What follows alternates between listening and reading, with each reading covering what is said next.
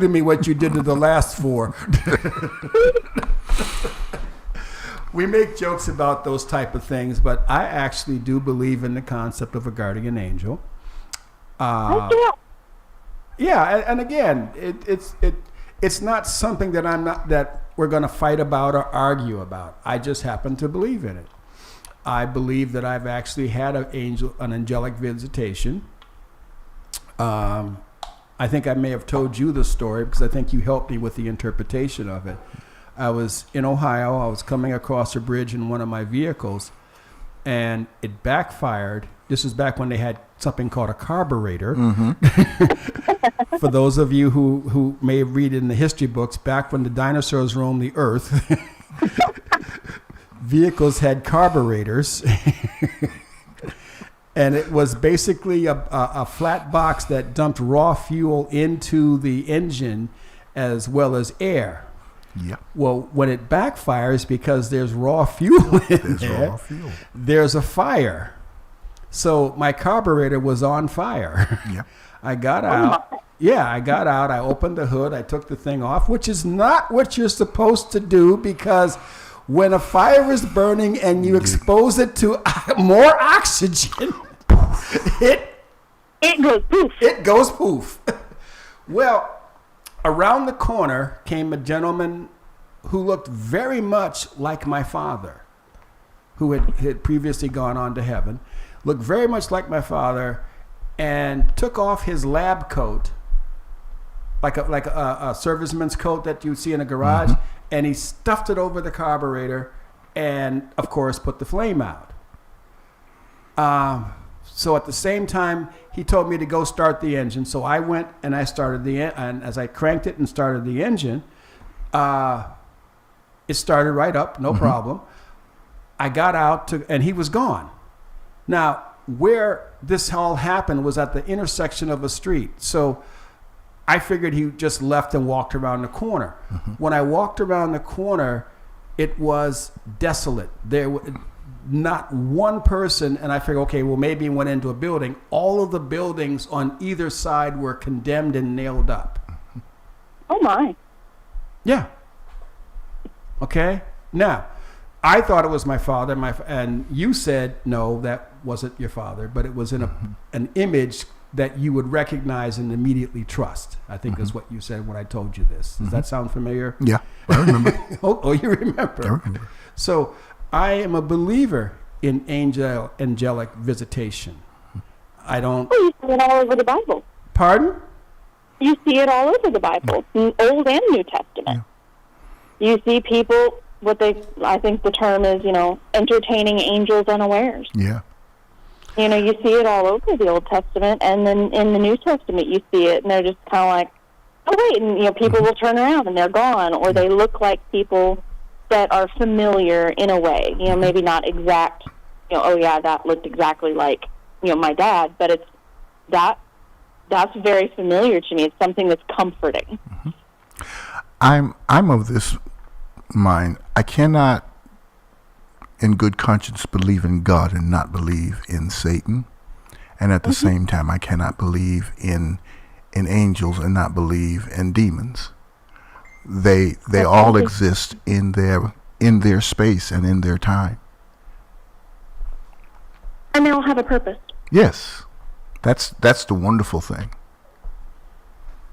And the beautiful thing about that is I truly believe that, obviously we know that God knew what was going to happen, and so he had a purpose for it. Mm-hmm. And when we get to heaven and when we get to see it through his eyes truly and be able to comprehend it, we're going to understand that purpose. Yes, yes. I thank God for that. Mm-hmm. Because I got some questions. Okay. I got some questions. Oh, I think she's got some questions for God. And here's the thing that I was thinking about, because there's a great, it's a very, it's one of, I don't say my favorite song, but it's a very good song about what I'll do when I get to heaven. Will I dance or will I sing or and all of him keep still? And I thought about that. It seems to me that because we have eternity, all of it may happen, but it's not going to be the biggest deal. I don't think. I have always imagined that the first thing we do when we get to heaven, as soon as we see Jesus, is going to eclipse everything else. Mm-hmm. There will be no other thought. It's not, I've seen people, when I get to heaven, the first thing I'm going to do is I'm going to go find, Adam and Eve, and I'm going to go talk to him, or I'm going to go find David, or, I don't think so. Eventually, you might get there, but I think the most immediate thing, as soon as you see Jesus, it's going to eclipse everything else, because that is the one that your heart has desired. It was put into us when we were created. That's the one our heart desires. And it's like a groom seeing his bride for the first time walking down the aisle. Nobody else exists. Nobody else exists. Here's where I am with it. I believe that when we get to heaven, when we get there, the presence of God is where our soul longs for. And seeing Peter and James and John and the prophets of old and lost loved ones, our flesh tells us that that's what we would enjoy doing, but the Spirit is looking for and longing for to be with He who created it, and everything else becomes moot. Yep. We'll finally be in the place where our soul belongs. Mm-hmm. This house that it's in right now, this fleshy, contaminated vessel that our soul lives in, will be ecstatic, beyond ecstatic, to be in the place where God intended it to be always. Mm-hmm. It'll feel like coming home. Yeah. And yes, I confess that I do have a series of questions. I want to know what happened to the key chain, the link to the chain that I lost when I was changing my bicycle tire link chain thing somewhere when I was 8 years old, and it fell into the grass and I never found it. I had to go buy another. I want to know that. Do you really? Obviously, here we are some 80 years later, and I still remember it. So yes, it's a question that I want answered. Won't matter. Won't matter one bit. Won't matter. All the people who claimed to be my friend who stole from me. Won't matter. The people who smiled in my face, the people who laid traps for me. Won't matter. But I want to know those things. What your flesh is telling you is you want to know those things. Yeah. But when we get into the presence of God, none of it matters. Exactly. None of it. Yeah. I think that's the beauty of it.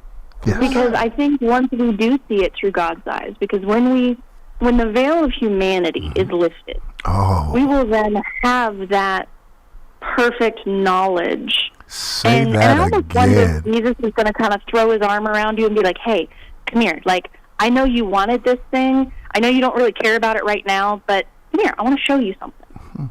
Because that's what he does. That's how he reveals things to us now. Why would he change then? And, that's just postulation, of course. But it's like, as soon as we get there, we'll have that perfect knowledge and go, oh, yeah, that's cool. Okay, moving on. Like, it's not going to be this big deal to us anymore. But I think God is going to show us, because it is a desire of our heart now. Yeah. And that does matter to him. Yeah. And we have all of eternity to go through it. And we will come to know him as he knows us. Yep. Because I genuinely believe there's something that God has put me through that is simply because he has a sense of humor, and we're going to sit there and laugh about it. I don't now, but we're going to then. I've got a few of those episodes in my life for sure. It's not funny now, but I'm sure at some point it's going to be. There's got to be. You know, I am definitely the person that would say that with all this doo-doo, there's got to be a pony somewhere. You know, I like that. You like that, you know. So I'm willing to keep digging just under the basis that, you know, what? My brother. I said doo-doo. Come on. I get it. Okay. I get it. FCC has got nothing on me. Meanwhile, the greatest engineer in Boston has got his finger poised on the button. I'm surprised he doesn't cramp that finger waiting on me to say something stupid. He knows it's coming. He knows. I hear the train a coming. It's rolling down the bend. Wow. Yeah, I had to explain that to people. You know, some people say, well, there's always a light at the end of the tunnel. I said, yeah, but sometimes it's a freight train. So, I have felt that too many times. Yeah. So, yeah, let's not. Yeah. Let's not just all. So, it's interesting that you say that because we're living to live again. Mm-hmm. So that becomes obviously our focus, but we're also told to live a life, not to go sit in a field someplace and just wait for him to show back up. Occupy until he comes. Until he comes, which means marry, bury, love, laugh, work. work. Yeah, laugh, work. Have a life. Make your mistakes and learn from them. Yeah, have a life. Mm-hmm. It's easy to be the thing is, it is that I heard a pastor say one time. He said it's the beautiful mystery of the now and not yet. Mm-hmm. Mm-hmm. And I never heard that before. If we're going to heaven, I love it. It's the now and not yet, because if we're living for the not yet, which is heaven. Okay, so if we think about all that heaven is, the communion of the saints, the great betrothal between the church and God, if we're looking at that then, we should be living in such a way that when we get there, we're ready for it. Mm-hmm. And so, you know, I've heard people say, well, when I get to heaven, I'll be a people person. No, okay, you won't. No. Because if you're not willing to do it here, you're not going to do it there. Yeah, you won't have to worry about that then. Right now is like the rehearsal dinner. Yeah. You know, we're preparing, we're practicing. It's not the wedding yet. But we're going through all the motions so we know what we're doing. You know, so it is, you have to live and love and make your mistakes and be in communion with others and evangelize, and you're supposed to be going out and doing what Jesus would have done to become more like Jesus. So when we get there, we are a better representation, the best representation we can be when we get. Ladies and gentlemen, I'd like to welcome you to the Nearest Show. This has actually been on my heart and mind a lot lately. You think? Awesome. It really has. I mean, this entire last week has been nothing but just these little moments of, and I like to call them little nuggets, but it's like, okay, God gave me this little breadcrumb, and I've been following it, and there's been another one, and another one, and another one, and it's just this beautiful concept of what it means to be the bride of Christ. Mm. Well, you know, what does that really mean? Well, in the purest form, a bride presents herself to the husband in her most natural state. Mm-hmm. In the purest form, the bridegroom prepares a place for his bride, so that she now. Do you take this woman? do you take this woman who I have protected, I have raised, I have trained to be a good woman, do you now take the responsibility?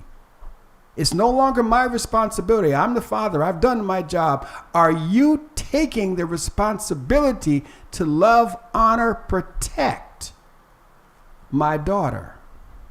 We don't think too much about that. We don't think too much about that. Not enough about it. Or not enough about it.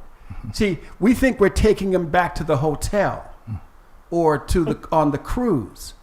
But the whole concept of the bridegroom going to prepare a place. And he said, if it were not so, I would have told you. Which means you're not going to be able to use any logic or any cons, or there's no preconceived notion. I've told you that there's a place for you. Now, well, Pastor, are you trying to tell me that I'm going to have my own room, my own house? In my Father's house are many mansions. And if it were not so, I would have told you. I would have told you. What more needs to be discussed? What more needs to be understood? Well, no, we want to know what the address is. The address is We tend to have this idea that it's all going to be this honeymoon phase. And I don't think that's the truth, because I've been in close conversation and at dinner with couples who've been married, 40 and 50 years, and they're more in love than they were when they first got married. You know why? Been through some You know why? I can tell you why, because I'm one of those. I got 40 years with my wife. I can tell you why I'm more in love now than I was when I first I met her and loved her and all that stuff. Because now I understand she's a real person. She's a real girl. As she is. Yeah. She's not a vision. She's not a desire. She's not a fantasy. She is someone who is flesh and blood, who has chosen, God knows why, to spend 40 years of her life with me. Do you want me to answer that? No, absolutely not. Mute his mic. I don't want him anywhere near this question. Okay? Nowhere near this question. I know how to mute. I know how to hit a button too. I can mute the mic from over here. It's amazing the time. I'll use my Jedi mind trick and just push that button. And it's not 40 years for us. It's actually 53. Because we're high school sweethearts. So I know what it truly means to love somebody.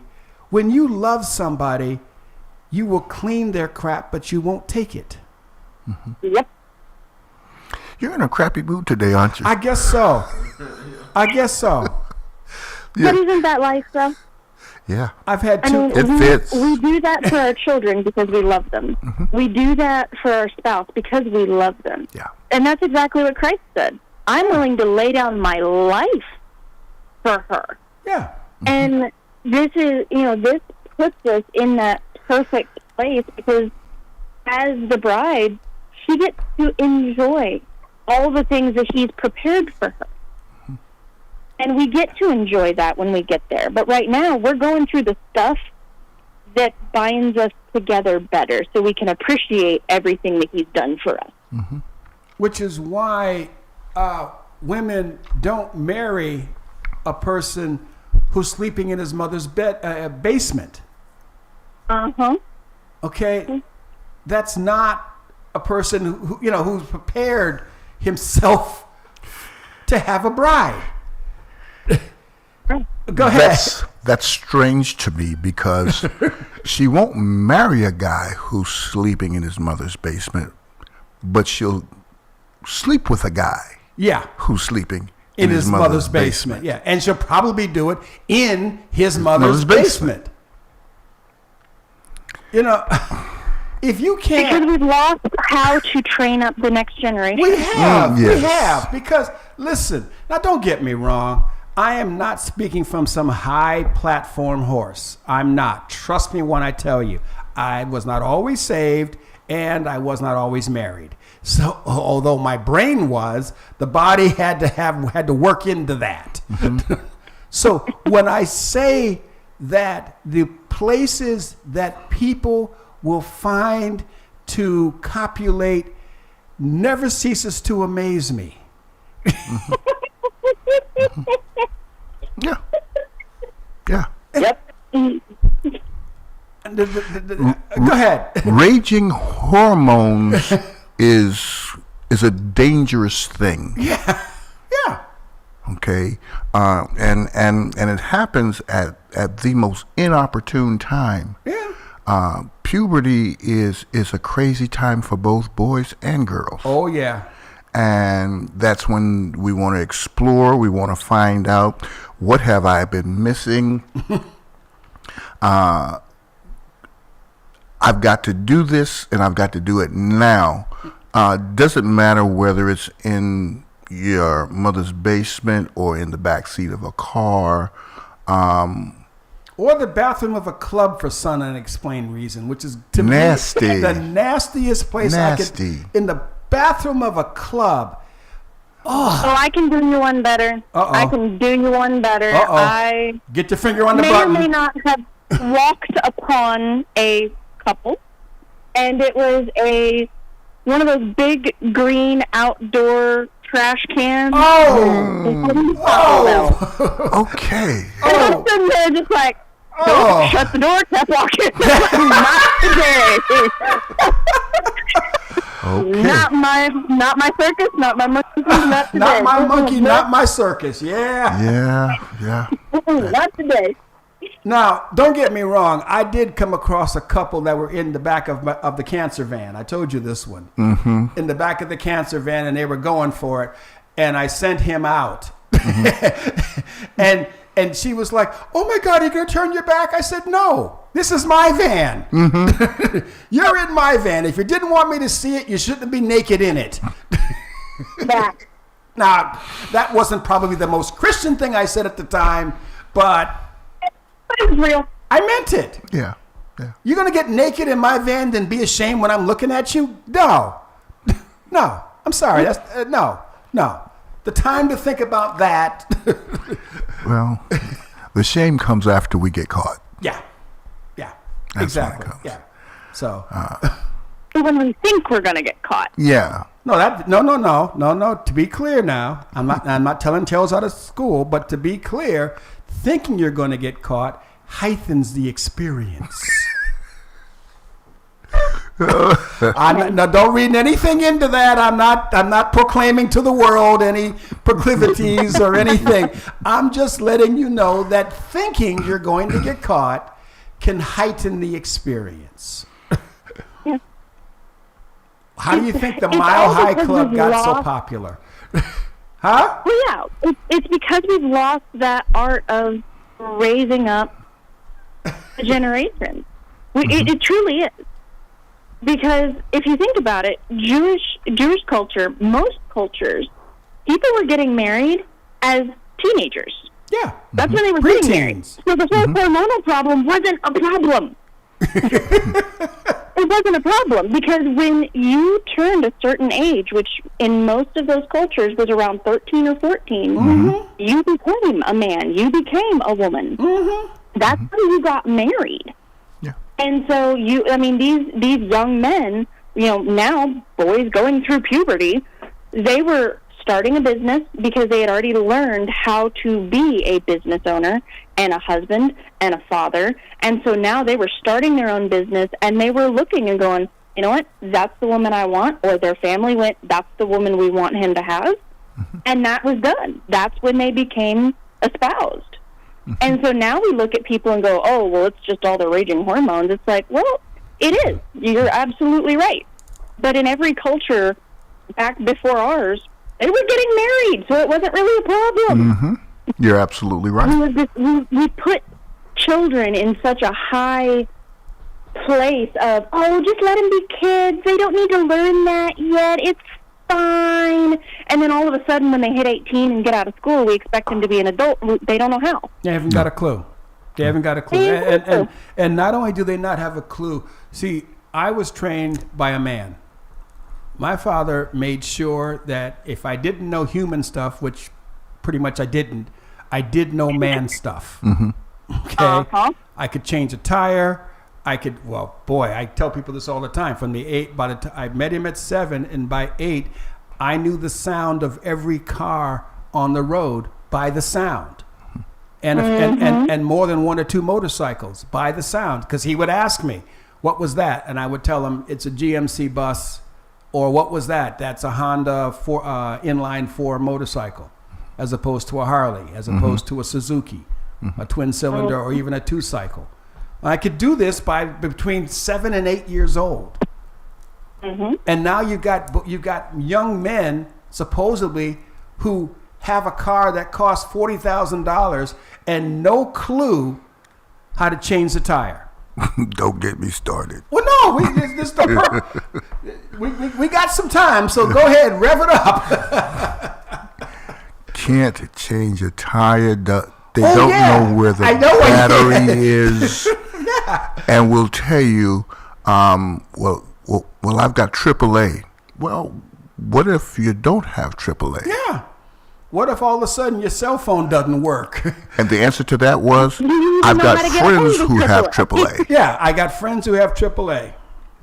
No, I'm sorry. Guess where his car is now? Well, he don't have one. Well, he has one now. He has one now. Yeah. Uh-oh. Mercedes. Oh, my goodness. Beautiful car. Perfect. Yes, it's in the shop. It's in the shop. I already know it. Yeah. It's in the shop. Yeah. Well, see, I don't even, and I have a clue who he's talking about. That's how I can say it. It's in the shop. Yeah. See, now granted, there are those of us out there who, when we hit the highway, we are taking a mini gas station with us. Because I don't trust, well, I'm old now, so I don't want to break lug nuts, so I have my battery operated impact. I can't figure out how to use these modern jacks, so I have a floor jack. Yeah. And I even actually have some emergency lights I can put up on the back that flash so people can see that I'm actually out there working on something. So, yeah, but what I'm trying to say is that my father prepared me to be prepared. Because when something happened, he would get out there and fix it. I hate this. At 7 years old, middle of the winter, middle of a Cleveland winter, and you know what a Cleveland winter is. Okay? And our house was 10 miles off of Lake Erie, down in the Collinwood area. So you know exactly where that is, Nira. Right? Okay? So if you walked out of our front door and walked 10 miles, you would be in Lake Erie. So that lake effect right into our house, the car would not start. He said, Dan, come out and I need you to turn the key. I said, let me get some clothes on. He said, I ain't got time for that. Okay? So I'm in my pajamas. He said, put some shoes on. Thank you, Jesus. Put some shoes on. I'm in my pajamas in -degree weather, sitting behind the wheel, turning the key. He is outside under the hood doing stuff. Yeah. I don't know what he was doing because I'm 7. But he would look up from around the hood and go, now. And I turned the key. Click. I said, wait a minute. He was fixing the battery cables, most likely what he was doing, based on the sound and all that stuff now. But he did not allow me to be dainty. He didn't have time for me to put no clothes on. Get out there. We got stuff we got to get done. You mean you weren't wearing your mother's clothes? Oh, God, no. Oh, God, no. No. I also learned... Playing dress up and you're a boy. Oh, God, no. No. I also learned that if you're about to get a whooping, don't jump into bed thinking it's going to save you. It's not. Oh, no, you usually get more. Yeah, it's not. It's not. Uh-oh. Here he comes. If you think you're going to receive a whipping, the best place to go is in the bathroom and lock the door. You don't know my father. Oh, that didn't save me. You do not know my father. Not only would my father break that door down and whoop my behind, but he would also make me fix the door. Oh, no. My dad always had a rule. If you run or if you cry, you get another one. Because you need to accept the consequences for the things that you've done, and you need to accept them in such a way, because you won't get that chance from anybody else. That's the beauty of a upbringing, and being raised by good parents. These kids today, I see them, they're so entitled. It's uncanny to the point where they think that the world owes them something and they can do whatever they want to do without consequences. To not just their parents, but to anybody. And I said, do not create these little gods that you expect everybody to pray to. You want to create a little God and you pray to them, that's on you. You can call them little gods if you want. They're baby kids. Yeah, they're baby kids. That's really what they are. Okay? And baby kids is not baby kids because baby kids was bad. Baby kids was baby kids because the parent was absent. That's the thing about that movie that most people don't get. Because they Where is baby? Where is baby? Yeah. I know. You never, ever in that entire movie see or meet or hear about baby. Because these kids are having to do all this stuff on their own. So we had parents, were they always right? No, not at all. Let's see. I grew up watching Father Knows Best, Leave It to Beaver, The Brady Bunch, Good Times, The Cosbys. All of those shows, all of them, presented a complete family. Mother, father, and the children. And everyone knew their role and operated in it. Right. But all of those television shows were highly scripted and highly protected. Robert Reed, the father of the Brady Bunch, was gay. Yeah. Now, and nobody knew that. It wasn't relevant. No, but the presentation. No, I understand what you're saying. Before America was, this is what a family looks like. If it's, in the case of the Brady Bunch, it's a blended family. Right. In the case of the Cosbys, it is a natural family. It's a natural family, upper middle class. Yeah. So, which had not been portrayed, because let's face it, the Good Times is a natural family, but it's in the ghetto, in the projects, and when and they finally figured out a way to kill James off, because it was just, the writers were more concerned about buffoonery than being real. Yeah, but I don't watch the episodes when it's on, because I think some BET is running it. I think I don't watch the episodes where James is not there. Yeah. Once he's gone, I don't watch those episodes, because to me, what made Good Times special was the fact that James would put his foot down. When JJ painted the picture for the banker, and the banker's like, I'm not paying for this. You see James take his hat off. Yeah. You gonna pay him for this. Okay. See, that is the kind of man that we needed, that we grew up with. Now, what I didn't know, and it's disappearing. What I didn't know, because I've always been me, which means that when I found a wallet that belonged to a white lady with money in it, I said, we have to return it. I took it home and I showed, the parental figures. Oh, look what I found. And they panicked because the wallet belonged to a white lady. And they could say you stole it. All of the things happened. They said all the things. But what I didn't know was my father got on the phone and called his brothers, and they came over to the house. and they were just there. Now, were they all, shall we say, well healed? Yeah. Mm-hmm. Do you know what that term means, Nira? I do not. Okay, I didn't think so. All right. They were all packing. You know what that means? Oh, yeah. Okay, so well healed is another way of saying they were all packing. And it was not blatant, it wasn't Hollywood, it was Dan and done something Yep. that he doesn't understand the full consequences of, and we think it's going to be fine, but We're going to be prepared. just in case, we're going to be prepared. Oh, yeah. I grew up in the South. I get that. Okay. See? And I didn't. You know, I just thought it was the right thing to do. You know, if I lost a water, I want it returned. Yeah. You're being Dan. I was being Dan. It's being Dan.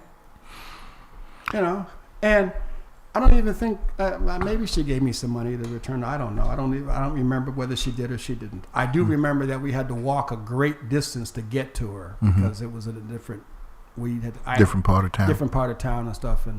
But I did all that. But in the meantime, like I said, my father and the brothers showed up, and they guarded the house that night.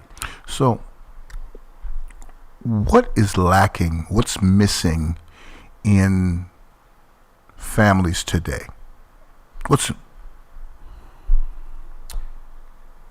Leadership, godly leadership, is missing in families today. Does one have to be godly to be a good leader? No. Okay. You do not have to be godly to be a good leader. But based on my vent and where I'm at, godly leadership is the best. But leadership will do and has done. Yeah. Okay? Yeah.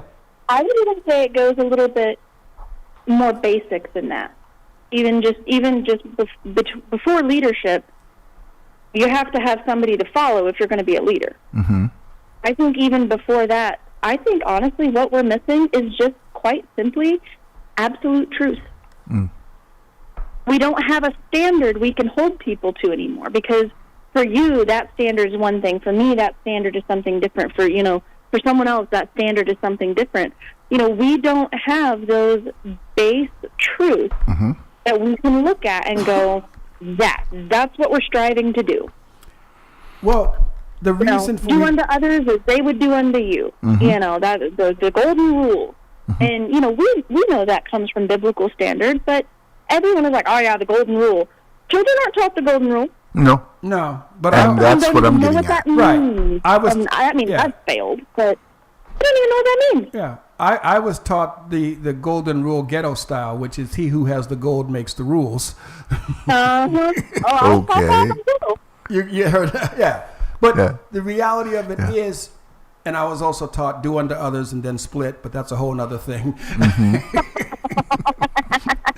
Well, Cleveland, what can I tell you? You're weird. Have you been to Ohio? Newsflash, have you met me? We I'm done.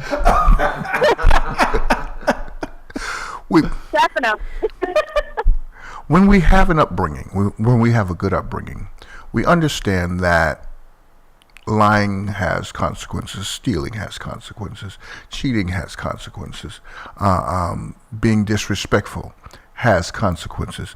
If we don't go to school or if we ditch school, has consequences. All of those things made an impression on our lives. We learned that, okay, we would rise early in the morning, do our daily tasks, and then we would have time at the end of the day to play. Okay? We ate together as a family at the table without a phone in our hand because we didn't have cell phones. Right. The phone was on the wall, either in the kitchen or in the hallway. Well, one was in the kitchen, one was in the dining room. There was never a phone in the living room. No. Okay. Our communal places were were a place where we sat down and had conversation. We knew each other. We cared about each other. And now those things are gone. Yeah. They're gone. And as a result, we have a generation of young boys and young girls who don't know what direction they're going in. They don't know who they are. They don't know what their place is in the world. Babies are yet having babies. Yeah. The most immature creatures are reproducing. Because the ones who are mature are like, we don't want to do that. Yeah. Yeah. And to be clear, I think I'm looking at the time frame, and I think we're going to have to go into our second hour. I'm waiting for our engineer to tell me how much time. Looks like he's looking, he's studying, he's reading it, and He's putting on his glasses. So he actually might be able to see something. The screen has stopped dancing. So we have 3 minutes, so we're going to come back with our second hour. What did I say the topic for the second hour was? I don't remember. I wasn't here for that part. I popped in a couple minutes after. We'll remember it when we come back from break. We'll come back from the break. We'll remember the second. I think what it is, how to handle trauma. Yeah, in the okay. How to handle trauma in the house of God. And so we'll be back. I'm Pastor Dan Walker. She is Chaplain Nera. He is Bishop Anthony Handley, ably assisted by the world's best engineer, Pastor Bruce Wall. See ya.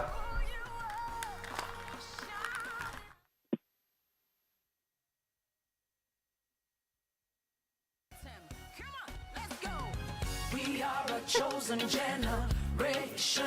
No, we've been called for to show His excellence. Hey, all I require for life, God has given me, and I know who I am.